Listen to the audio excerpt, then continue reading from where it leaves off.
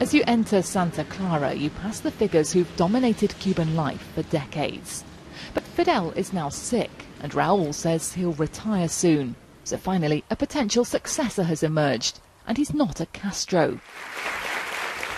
It was in Parliament that Raúl revealed Miguel Díaz-Canel as his new number 2, a strong sign the ex-higher education minister is being groomed for the presidency. It is a historic moment, Raúl said, a gradual and orderly transition to a new generation. So I came to Santa Clara, where Díaz-Canel began his steady rise through the ranks.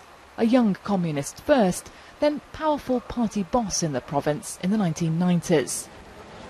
His family home looks pretty humble. When I talk to old neighbours here, they tell me about a modest man and a hands-on politician.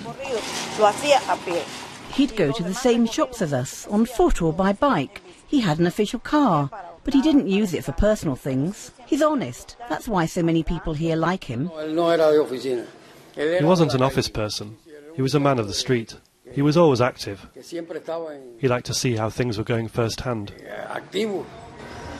He clearly had plenty of political inspiration growing up in the city where Che Guevara led the last battle of the revolution. Like most Cubans today, though, Díaz-Canel was born after that. Cuba is full of monuments like this one, to key moments in its revolution and to the key people who were a part of that. If Miguel Díaz-Canel does eventually become president here, he'll be the first who wasn't part of this band of revolutionaries. And that will be a huge change.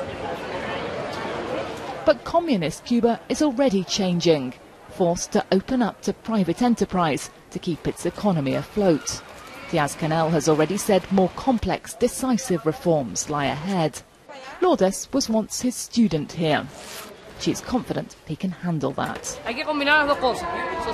We need to combine the two, socialism and capitalism. Take the good from each one, so that everything carries on going well and the economy stays on track. The island's political direction, though, would stay the same. The task for Díaz-Canel is to convince Cuba's historic leaders, its military and its people, they'd be putting their revolution in safe hands. Sarah Rainsford, BBC News, Santa Clara.